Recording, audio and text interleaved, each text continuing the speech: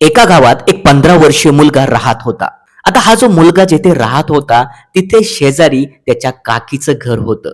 जेव्हा हा मुलगा शाळेतून घरी यायचा, तेव्हा तो काकीच्या घरी जायचा आणि काकीच्या घरी गेल्यानंतर तो तेथे जेवायचा, टीव्ही बघायचा, काकीसोबत गप्पा गोष्टी करायचा. आता या ज्या मुलाची काकी होती, हिला काही मूल-बाळ नव्हतं.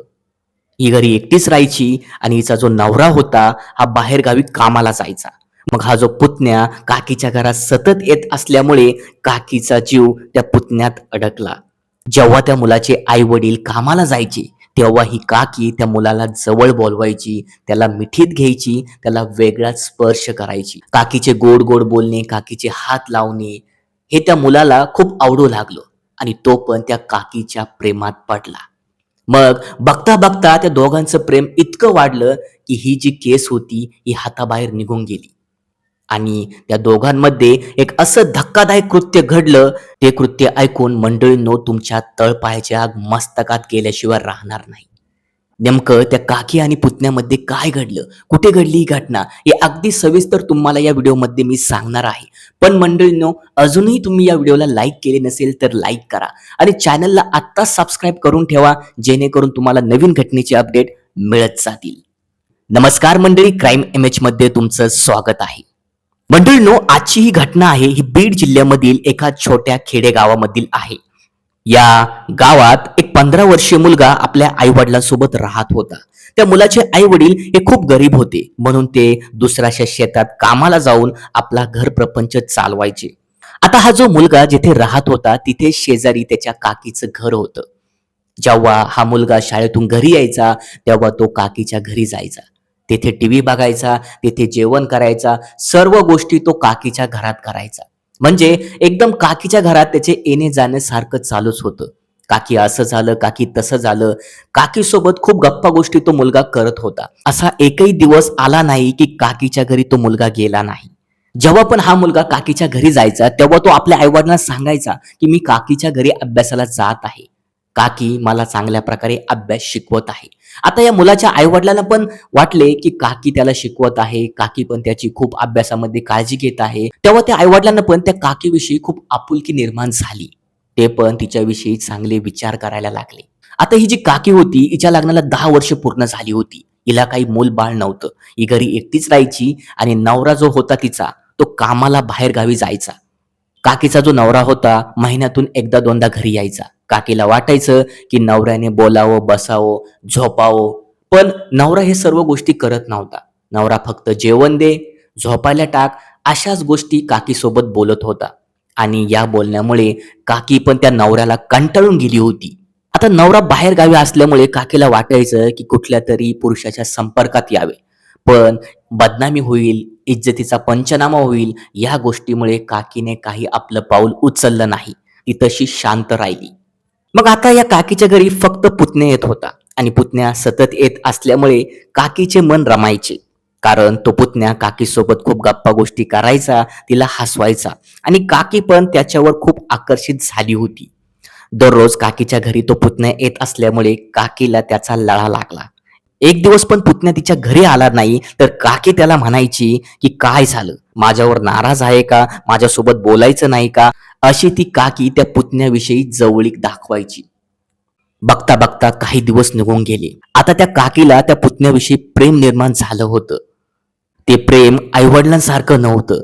ते होतं एका विचित्र वासनेचं.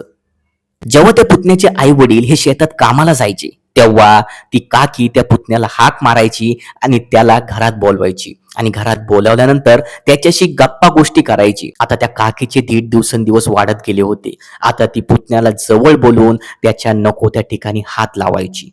त्याला जवळ बोलवायची, त्याला म्हणायची, "मी तुला पसंत आहे का? तू मला खूप आवडतो." अशा प्रकारच्या गोष्टी करायची. आता त्या काकीचे असे गोड बोलणे, तिची सुंदरता बघून तो पुतण्या पण तिच्या मोहात पडला. त्याला पण ती खूप आवडायला लागली. पण त्या पुतण्याला माहीत नव्हतं, की काकी आणि पुतण्याचं नातं काय आहे. आता ती काकी त्या पुतण्यामध्ये इतकी पागल झाली होती, की तिने आता ठरवले, की आपण पुतण्याला घेऊन पळून जावे. पुतण्याला एक दिवस घरात बोलवलं आणि ती पुतण्याला म्हणाली, की "आपल्यामध्ये जे काही चाललेलं आहे, ते जर तुझ्या आई-वडिलांना आणि लोकांना कळाले, तर आपलं प्रेम तुटेल, आपलं बोलणं बंद होईल."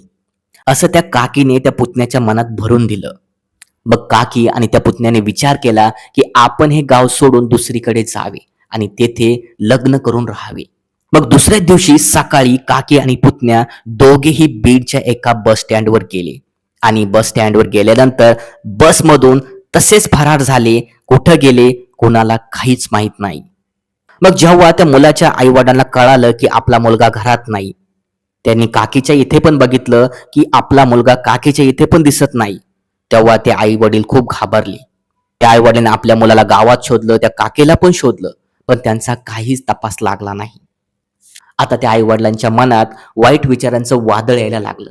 त्यांना वाटायला लागलं की आपल्या मुलासोबत आणि त्याच्या काकीसोबत कोणी बरे वाईट केले की काय, कोणी त्यांना पळून नेले की काय. म्हणून त्या मुलाचे आई वडील बीडमधील एका पोलीस ठाण्यात गेले आणि त्यांनी तिथे तक्रार केली, आमचा मुलगा आणि त्याची काकी यांचे कोणीतरी अपहरण केले आहे, यांना कोणीतरी पळून नेले आहे, अशी तक्रार त्या आई वडिलांनी पोलीस ठाण्यात केली. मग पोलिसांनी या प्रकरणाला खूप गांभीर्याने घेतलं. मग त्या मुलाचे आणि त्या काकीचे फोन नंबरचे कॉल रेकॉर्ड्स काढले, त्यांची लोकेशन ट्रॅक केली.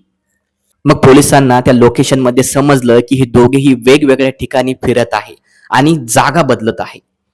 मग पोलिसांनी खूप प्रयत्न केल्यानंतर 10 दिवसानंतर अखेर त्या दोघांचा शोध लागला आणि एका ठिकाणीवरून त्या दोघांना पोलिसांनी ताब्यात घेतलं आणि पोलिसांनी त्यांना पोलीस ठाण्यात आणलं. मग पोलिसांनी त्या मुलाची आणि त्या काकीची खोलवर तपासणी करायला सुरुवात केली. मग तपासणीमध्ये त्या मुलाचे वय होते 15 वर्ष आणि काकीचे वय होते 30 वर्ष. मग पोलिसांनी त्या मुलाला लहान समजून सोडून दिलं, पण त्या काकीवर गुन्हा दाखल केला.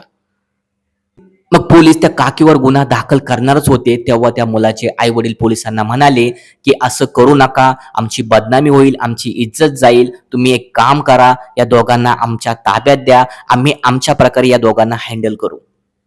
मग त्या आई वडिलांनी पोलिसांना खूप विनंती केल्यानंतर अखेर पोलिसांनी त्या दोघांना त्या आई वडिलांच्या ताब्यात दिलं. घरी गेल्यानंतर त्या आई वडिलांनी त्या काकीला आणि त्यांच्या मुलाला चांगल्या प्रकारे समजून सांगितलं आणि हे प्रकरण तेथेच दाबलं. पण मंडळी तुम्हीच बघा, समाजात अशा प्रकारे महिला वागत आहे. आता त्यांना नातीगोती पण कळत नाही. या घटनेचा उद्देश कोणाच्या भावना दुखावणं किंवा असतील त्याचा प्रसार करणं हे नाही. जे समाजात घडते तेच आम्ही सांगत आहे. या घटनेबद्दल मंडळीनं तुमची काय प्रतिक्रिया आहे आम्हाला कमेंटमध्ये नक्की कळवा. आणि हो, अशा सत्य घटना बघण्यासाठी या चॅनलला तुम्ही आत्ताच सबस्क्राईब करून ठेवा. तर चला मंडळी, भेटू पुढच्या एका नवीन घटनेमध्ये. तोपर्यंत जय महाराष्ट्र.